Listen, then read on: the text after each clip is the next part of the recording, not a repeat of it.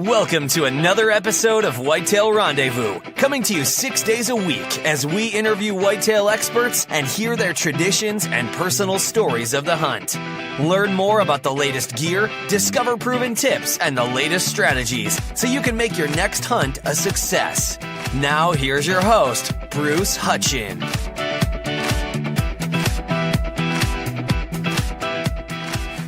Welcome to a special episode of Whitetail Rendezvous. This is your host and executive producer, Bruce Hutchin, and we're heading out to Ohio, and we're going to join up with Ethan Featheroff. And Ethan is a special guy, and that's why this is a special podcast. Is he special because he took a 215-inch buck last year, came out number 2 in Ohio last year? Yeah, that makes him a special hunter, but he's a special person because, as you'll hear on the show today, he's gone through some things that few of us will have to go to. So, Ethan, welcome to the show. And let's start off with your story. Let's just let people know how you got to today and what you had to overcome. Yeah, absolutely. So it kind of starts in 2014 was kind of when my life changed. I got in an accident at my work. I had a door kind of hit my face and I almost lost my life, and I've been dealing with a lot of surgeries ever since. And I guess that was what you could call a humble beginning, and it led to me having the opportunity to take my deer. And I didn't really know where it was going to go. And then, like I said, I had a messed up shoulder as well, and I had a torn bicep and a separated shoulder. I was thanking the Lord that I got that deer on the first day of bow season, because if it had gone any farther, I wouldn't have even been able to pull back my bow and get that deer. And I had surgery immediately after on my shoulder, and I was all slinged up. And if you get on the internet at all, you can look me up in North American Whitetail, and you can kind of read a little bit more on that story there as well. And I'll do my best. What's the name of the story, Ethan? What's the name of the story? It's a hunter postpones surgery to shoot giant non-typical. And then if you just put in Ethan Featheroff buck, you can actually see it there, and you'll actually see me slinged up with my buck in one of the pictures. It's kind of a neat little thing there. But yeah, man, like I said, I'm just blessed to be here today and be able to have these opportunities to share with everybody. So thanks for having me on. Hey, it's my pleasure. Let's go back to 2014 when your life changed. Were you married then or not? I was in the process of getting married. I was engaged, and that was one of the testaments that I had with my wife. She told me, it doesn't matter what you look like going into the wedding, I'm still marrying you, and I'm still going to love you just the same. And kind of brought tears to my eyes when I was sitting there in the hospital, because, you know, when you look like that, and it's a life-changing thing, it's like, I don't know if I'm ever going to recover from this. And to her, it didn't matter. She was just there by my side the whole time. So I'm just thankful. Now I got 2 awesome children. I got a daughter that's about to turn 4. Her name's Cammie, and my son, Bo, who's 2. And man, it's just been awesome. How many surgeries did you have to reconstruct your face? Because if you're seeing this on YouTube, folks, Ethan, you really can't tell. Yeah, what he's been through. Just on my face alone, I think I've had 8 surgeries, and I'm going in March 12th for another consultation, and I'm probably going to have to get more bone grafts so I can finish getting my implants for the rest of my teeth that I had lost. But yeah, man, it turned out a lot better than expected. Whitetail Rendezvous and Strike Force Energy have joined together. What have they joined together to do? Well, they joined together to help you kick the can. That's right. Strike Force Energy is the fastest growing new energy drink on Amazon today. It's simple. All you do is rip, drip, and sip. That's it. No sugar, no crash, no calories. It gives you the ability to focus and stay in the stand, stay on the hunt all day long without carrying around a can. When I get a sample pack, simply go to StrikeForceEnergy.com, put in WR free, and you'll get a 4-count sample pack from Strike Force Energy. What did happen? Did a door just fall on you or come apart? Or it's called an airplane hanger door, and there's wires that pull it up and it kind of folds into itself. Well, one of those wires snapped and it shot a bar out, and that bar kind of went through the left side of my face and just ripped it all open. They said I was fortunate that I was as tall as I was, because any taller or any shorter, it probably would have either went through the top of my head or through my throat. And then I was honestly just the right height that I'm still alive and I'm here today.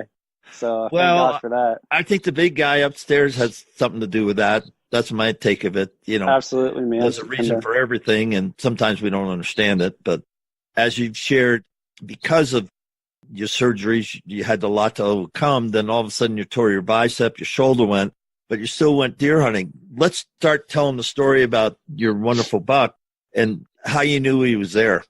Well, I started off with my typical routine. It gets getting close to summertime, June hit, and I was like, well, I'm going to go to my most trusted places, put out my cameras and just see what's out there. And it just happened to be this farm was a farm that I've been hunting all my life, and I had never seen this deer prior to this year. At least I didn't recognize him. He was coming out with a deer that I recognized from previous years and had footage of. I let my camera go till about the beginning of July, and I checked it, and he was the first buck on there. And I was just like, once you see a deer of that caliber, your heart just kind of drops. Like, wow, I have a serious opportunity here. So my next mission was I waited till it rained to go back in there because I didn't want to put a bunch just sitting there. And that's just something for me that I always do is I wait for a good rain to go in there and keep my scent down. I started trickling cameras just a little bit farther back off the bean field. And so you had him right on the edge? Your initial camera was on the edge? Right on the edge of the bean field, and I caught him out in the bean field. And then from that point on, I just started trickling cameras farther back trails, hoping that I could find his bed. And I found him on several different trails really far back in the woods, and I was able to really pinpoint where he was bedded. And once I found that, I kind of stayed out of his bedding area. I got him just coming out into the field. I kind of put a little bit of food on the edge of the field just to see if I could get him coming to it. And he did for a while, but the closer it got to the season, he knew that he could pick up my scent there, and he just wouldn't come to it. So I set up farther off of the food, I would say about 50 yards from where he was coming out into the field. And I was fortunate to, the big 8-pointer that was with him came out first, and I had to watch that deer forever. And it wasn't forever. It seemed like an eternity when you got two monster deer. The 8-pointer is probably close to 160, and the 200-incher was right behind him. I was trying to swing my camera arm around to get some good footage of the kill shot, and they both looked right up at me, and my heart just dropped because I knew. No, dude! I knew. My goodness! Yeah, I knew I was had at that point. Well, he started to turn to walk away, and I drew back. I had ranged this spot in this field over and over again because I almost knew exactly where he was going to go. I stopped him at 35 yards, and I just let you stop him. You grunt? I just gave him the little classic meh, and 35 yards, he stops, kind of turns and looks back at me, and I let that arrow fly, and I seen it go perfectly behind the shoulder. And it didn't go all the way through because it kind of caught the other leg because he was quartering away. Yeah. And the arrow actually snapped off perfectly in his heart, and he went about 30 yards up into the woods and fell over, and I heard him crash, and it was an emotional moment. I started crying. I was like, oh my gosh, this was everything you ever dreamed of. It happened. And then of course, so at that point I started to climb down out of the tree, and I just sat there and took some breaths, and I called my dad and I let him know. I was like, Dad, I did it. I actually got a 200-inch deer. I'm fairly confident that the shot was perfect. And I just called all my family members. I called my best friend, Kevin, was the next person I called, and I let them know I did it. And I was so teared up. They didn't even understand what I was saying half the time. They're like, you did what? I was like, I got him. You were babbling. Yeah. I was like, I really got the deer that I was after. Like, I never imagined in my lifetime that I would harvest a deer of that caliber. And of course, then I waited a while, probably about a half hour, because I knew the shot was good. In my head, I knew it was good. It looked good. And I walked over to the edge of the bean field where he was standing last, and I was just finding little bits of blood. And there wasn't much on the arrow, but I was like, I know I heard him go down right inside the woods. So I was like, I'm just going to peek my head inside the woods here and see if I can see anything. He was right there. He was laying there all curled up, and I was just like, that was even more emotional. I started crying and just had to thank God for the opportunity to even see a deer like that, let alone harvest it, And here I am today talking to you guys, and I've been fortunate to travel around. I went to the ATA this year and got to share my story with a lot of awesome people there, and hopefully more great things to come. And I'll be able to continue to share my story and success and inspire people. That's the biggest thing, is I want to inspire people to chase their dreams and realize you can do it. I mean, I'm just an average guy. If I can do it, you can do it. Anybody can do it. You got to put in the time and the effort. It doesn't come easy, but it will come if you want it to. One thing that I'd just like to interject, you cannot kill a 200-inch deer if there's no 200 deer on your property. That's absolutely true. And I wouldn't say for anybody to go out and only try to hunt 200-inch deer, because for me, I've shot 115-inch deer that meant just as much to me as that 200-inch deer. I'm not one of those people that thinks you need to go out and shoot a big deer. You can only take what's available to you. And at the end of the day, you got to shoot what makes you happy as a hunter. That's really all that matters. You shouldn't try to please anybody else or anything like that. I mean, every animal you harvest is a trophy. That's kind of how I look at it. And some people don't, they think you just got to go after that big buck. And I'm just fortunate to live in Ohio where we can see deer like that. Now, let's go back and talk about that. So the first time you saw her on camera was in July. Is that correct? Yes. Okay. So you had when did you set your cameras out? June is when I set my cameras out. Okay. So just on the bean field, just on the edge, you knew deer, you could see sign. And the crazy thing is, anybody that goes out with me that sets cameras and set stands, they think I'm a madman because I obsess about hunting. I knew exactly where I was putting that stand before I even set the camera out. And I set the stand up the day that I set the camera out because it was just a property that I've hunted so much that I knew the habits of the deer and I knew where they were going to go and where they were coming from. And every suspicion that I had of where this deer was bedding already, he was there. And this was just my knowledge based off of past years hunting this property. Where do you think he came from? Because in the previous year, he wasn't on your hit list. You didn't recognize him, and all deer have characteristics. If you spend as much time as you do, you would have picked him up. You would have gone, he's an up-and-comer, and just configuration of his body, all different things. I pegged him as a 5-year-old deer. He could have been there previous years. He could have, at the time, maybe just been a mainframe 10, and then that one side, something happened and it blew up. Because if you look at some of the pictures, you can see when I turn him, like one side looks normal, like a mainframe 10. And then the other side he's actually a 13x7. Honestly, I couldn't tell you because most of the property around there is either my friends or family own it. And they had never got pictures of him either. So I honestly believe that he was a deer that was on the property that I just didn't recognize. And I'm really going to have to go back and do some homework and look at other trail cam photos and give you a better response to that, because I may look at that and say, okay, I do recognize him. He's this deer. It's crazy. Yeah.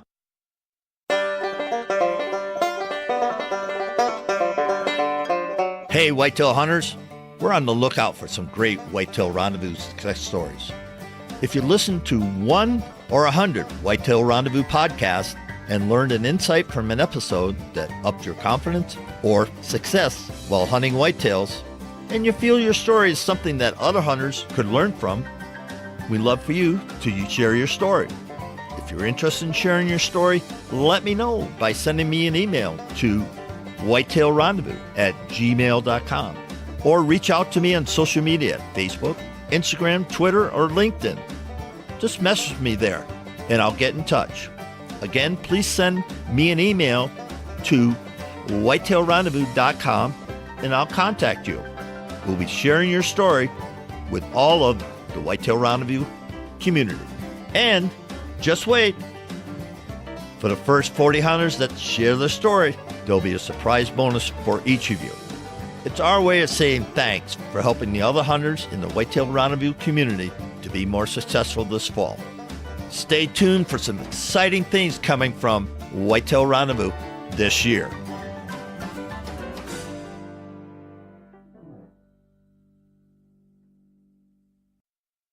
So we got cameras out in July, and he pops up there. Then obviously he became your hit list number one. Absolutely. And then your stand's already set up, and then you went to confirm his bedding area. Why'd you do that? I went to confirm his bedding area because I wanted to make sure I was set up in the right spot. If I wasn't in the right spot, I was going to move that stand somewhere else. I had honestly thought about, because our season starts September 29th, and by that time, sometimes the deer come off their feeding pattern and they quit eating in those fields regularly. They'll come to them, but with the time change, it kind of starts getting darker and darker when they get out to that field. And I had thought, well, maybe he's not going to come out till after dark. Should I find the trails that he's using from his bedding area and get back in the woods and just beat him before he even gets to that field? That was the first thing in my mind. But the trail cam pictures that I was getting of him the closer the season started was still between 3 and 6 o'clock. So I knew there was plenty of daylight hours that I could harvest this deer. So there's no pressure on your farm. No pressure. Only the pressure that I put on there. Yeah. Sometimes I learned from previous mistakes of hunting big deer not to check your camera so much, because the more scent you put in there, the more they catch on to you. I was fortunate enough one other time to hunt a deer that scored 198 inches. I'm not exactly sure what happened to that deer. My friend actually ended up finding him dead in his backyard. We're thinking that he might have actually got hit by a car and just wound up dead there. But I was hunting him hard, and I can tell you that I did see him on the first day of the season, but he knew exactly where I was at. And I had just put way too much sitting there too often. So I knew this time around, it's like, I'm going to check my cams. At the max, I would check them 2 weeks. But usually sometimes I would wait, 3 weeks before I would check them, just because I wanted to keep that scent out there. I knew he was hanging out there. I knew the least pressure, the best. Yeah, and you mentioned also using a rainstorm. Now, did you go in before the rain so it would wash away, or did you go after the rain so it would absorb your scent? Most of the time I would go during the rain. We had a lot of rain this summer in Ohio. When it rained, I would go in there and check my cameras, because I'm a firm believer that rain keeps your scent down and washes it away. Yeah, it washes it. There's no question about that. Yeah. Categorically say that it's just like you taking a shower and it just takes it and it dissipates it. It disperses it. And yeah, that's just what happened. A lot of people say I'm a madman, but when I went in there, the wind was blowing right in both of those deer's faces. They didn't know I was there based on scent. They only knew I was there when I let them know I was there, swinging the camera arm around. I was fortunate, though, that the area that I hunt, there's oil wells, and those oil wells almost mask the scent of anything in there. And all I could smell through the air was the oil well blowing right into those deer's faces. And the sound, are they clanging? Are the arms clanging and everything? Yeah, it doesn't bother the deer. They're so used to it. And I honestly use that to my advantage, because it takes away some of the noise that you're making, and it covers your scent. Like, they're so used to that smell that it's just a great scent cover. It's a masking. Absolutely, man. And like, use whatever you got in your surroundings to give you an advantage. That's the way I look at it. Yeah, because the oil particles are just masking your scent and mixing it up. They can get a whiff of you, obviously. So why do you think they looked up at you? They saw the flash of that camera coming around my side, because I put it on my left-hand side, and I put it almost down kind of low. So, because I figured I was probably going to be taking a sitting down shot, so I wanted the camera low. I reached around and I swung it around, and as soon as I pointed the camera towards him, it kind of flashed in the sunlight, because the sun at that point was just beaming right at me. I'm like, this is just all bad. And the big 8 he was the closest one to me, and he looked up, and it kind of alerted the other one, and they started to walk away. And I don't know for sure that they were going to leave the field, but they were walking in the wrong direction. So I knew it was now or never. I was confident in the shot, 35 yards. That is one of the shots I practice regularly, because I knew he was going to be in about that distance where he came out. With a deer of that caliber, or any mature buck really, that once they get out into that open field, they're scanning, they're looking, they're sniffing.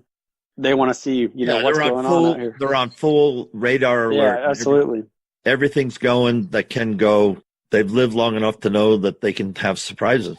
Yeah. Kind of a neat thing, after I harvested that deer, there was a lot of bucks in that field. I would say 15 to 20 different bucks coming out using that field early season. None of those other bucks wanted to hang out on that side of the field where that buck was. As soon as I harvested that buck, those other deer started creeping down, taking over his territory. It was neat to see that process. Those deer wanted nothing to do with that when he was down there. Well, he was the guy. He was the dominant buck. He was the bully buck. He was the buck. The big 8 that was with him, he disappeared the day after I shot that deer. He showed up one time on camera, and I've never seen him again. And I'm hoping he comes back next year, because he's an absolute beautiful deer, and I don't think I could pass him twice unless he has another 200-inch deer with him, which I'm hoping maybe he will. Yeah. My good friend Josh Honeycutt from Realtree shot a 160-something, 170-something early season in the velvet 8-pointer. Just a huge, huge 8-point. And he said that was such a thrill to see a big 8 like that. I mean, they're just, Oh, absolutely. So beautiful.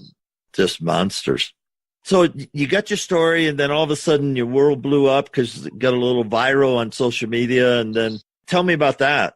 Well, I posted that picture, and as you can tell from my picture, like, I was no professional, and I'm still no professional. I was just kind of a redneck taking pictures of my buck that I was super excited about. I posted the picture, and next thing you know, I wake up and the next morning, and it had 240,000 views, and it was getting shared all over the place, and people were calling me saying, hey, we want to hear your story. How'd you get this deer? Is this legit? And I said, yes, it's legit. I got him on the first day and briefed him a little bit on my story. And ever since then, my social media has been crazy. My friends list at one point on Facebook, it maxed out at 5,000 just from other hunters messaging me or wanting to see my deer and stuff like that. I had my webpage, Featheroff Outdoors. I had that running for about 4 years now, and it never really got big until this year. And then I started another webpage, Born to Be Wild. I guess I kind of thought that name was more catchy and other people could relate to it. The first one was something I started with my friends when we were younger because we're like, let's just make a webpage to share our deer and tell funny stories. We never really thought it'd become anything, and now it's becoming something. So it's kind of humbling, and it's just awesome, man. I don't know what else to say about it. Hopefully everybody comes and likes my page. Let's tell people how they can find you on social media. Yeah, you can find me on Facebook, Instagram, Featheroff Outdoors, or Born to Be Wild Outdoors. Just click on the link and like our page. Give us a shout out, share your animals. We love to see anybody's animals. It doesn't matter the size, just everything has a story to it. And that's more for me what I like to see is people's story. What got you into hunting? Why'd you start? I guess I could share a little bit of that for me, what got me into hunting. My dad got me into hunting when I was 4 years old. I was out. Basically, I was being his rabbit dog, chasing rabbits around for him, and he'd give me a little black BB gun, and I thought it was just the coolest thing. As I got a little bit older, he started introducing me to, he started me off with a single shot 20 gauge because my dad said, I'm not going to give you a pump because you need to learn how to shoot. He said, when you consistently kill animals with a single shot, then you're going to get your pump. Well, shot my first deer, was a button buck with a single shot, and then that's when he bought me my bow, and I really got into bow hunting. Well, excuse me, no. He gifted me a bow that was my grandpa's that had passed away of a heart attack. I was the only other person in my family that was left-handed. So that bow meant so much to me to have that. And I remember my dad went out and sat in one spot, and he told me to go down and sit in the other spot. And I shot a pretty big 12-pointer with my first bow kill. And I was still, at the time, using aluminum arrows, just my fingers, pulling this bow back that had a draw length that was way too big for me at the time. And I shot a really nice 12-pointer. And to me, that got me absolutely hooked on archery. That moment I shared with my dad and shoot that deer with my grandpa's bow. That to this day, that hunt will mean more to me than shooting a 200-inch deer, just because of the story behind it. And it's kind of molded me into the hunter that I am today. That's great. What do you think about social media? And I'm sure you've seen it, that sometimes people aren't very nice. Yeah. What's up with that? I think a lot of it's just, some of it could be jealousy. But people don't realize that we're just humans that have been fortunate to shoot a big deer, and we're doing the same things they are. I had so many people instantly message me, say that was a pen-raised deer, or you poached it, or those type of things. And I'm here to tell you, I'm just an average working class man. I can't afford to spend the money to shoot me a big pen-raised deer like that. Absolutely not. No pen-raised. I don't really know why people want to hate, man. I guess I don't know if it's in their blood or what, or they just feel like they can do it because they're behind a keyboard. It's unfortunate. The worst thing for me that I see is when a hunter posts, an animal that makes him proud, but maybe it's not the biggest. And then people get on there and they're so rude to him. Like that frustrates me to no other, because that deer or whatever it is means something to that person. And if they're happy with it, then I'm happy for them. And that means the world to them. One thing that I love to do when I see a hunter post something on my page, I'll personal message that person and tell them, congratulations, how'd you get it? Because I want to hear the story, because people I wouldn't say they look up to me. Maybe they do. I don't know. But they see my deer and they think that I'm an accomplished hunter. And just for me to sit and listen to just another average person like I am, they respect that. And it means the world to them just for someone to sit and listen. And that's what I love to do. Inspire, maybe. I don't know where I'm going with it. Hey, let's give a shout out. Move your camera so we can kill a food plots. Let's give a shout out for Nick Piercy. Yeah, Nick. How'd you get connected with Nick? Yeah, first off, let me say, Nick is an awesome dude, and I'm so thankful for him, man. He gave me some opportunities, taking me to the ATA this year, and really just allowing me to share my story with people. And I met Nick through social media, actually. My partner, Noah Barnett, he's the one that runs my social media accounts. He actually contacted you as well and set up this interview for me.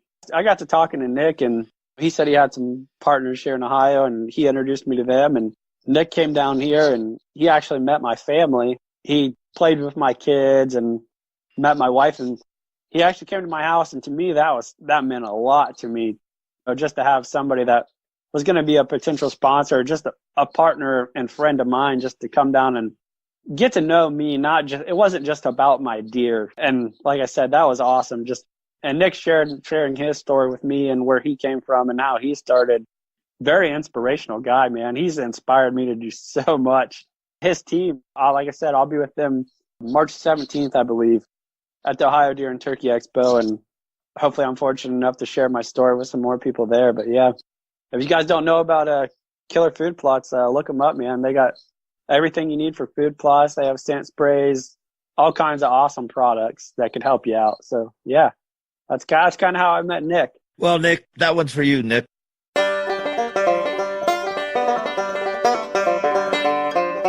Hey, thanks for listening to the show tonight. Before we go, can I take a moment and say thank you? Listen, as we started the Whitetail Rendezvous podcast journey, we had no idea what to expect. But after 4 years, we received a ton of feedback from our over 400,000 listeners and climbing to 500,000. Speaking of which, we are now closing in on over 600 featured guests. Thank you. And a quick shout out to all those who have left an iTunes review and your feedback. I get those and really appreciate it. And it's awesome to see what you have to say, and we do read every single one of them. And I just want you to know that I am incredibly grateful for your kind words regarding the show. And all of the ratings and reviews help us attract more listeners. And if you're one of those new listeners, welcome. Great to have you. By the way, if you haven't taken the time to rate and review our show and like the Hunting on Private Land strategy on how to get permission to hunt a private property, go to whitetailrendezvous.com as a special gift for just rating and reviewing our show. When you get there, look for the start button to get the details. Listen, I'll share you the top technique from some of the top hunters in the country on how do they get permission to hunt on private land. I'll share with you the exact techniques they use to get permission. As my way of saying thanks for rating and reviewing the show on iTunes. So join us next time. And remember, we're all on this journey together, learning, sharing, and becoming 365 hunters.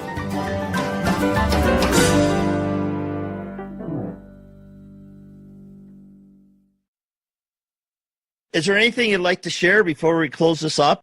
Yeah, I just want to tell everyone, chase your dreams. Don't give up on it. People laughed in my face when they thought when I told them this is what I'm going to do. And I feel like, I'm living proof that you can chase your dreams. If I can do it, anyone can do it. I just want to inspire kids, reach for the stars. And if you need someone to talk to or you want help, reach out to me, Ethan Featheroff. You can message me on my personal page. I'm willing to do anything to help a local hunter or just anyone out in general. And we do a lot of giveaways. Everything that I got from the ATA this year, you might have seen me going to booths collecting.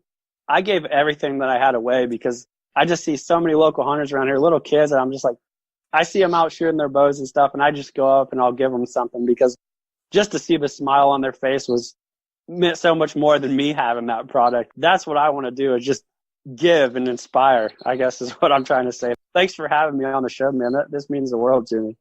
Well, it's my pleasure, and I look forward to connecting down the road. And with that, we'll say thank you for listening to another successful hunter in more ways than one. Big bucks are fine, but Yeah, people, absolutely. This is all about people, and it's all about our stories. Yeah, thank you. Thanks for joining us. Be sure to tune in tomorrow for another episode of Whitetail Rendezvous, where you can listen and learn from the experts so you can be more successful on your next hunt. Until next time, listen, learn, and succeed.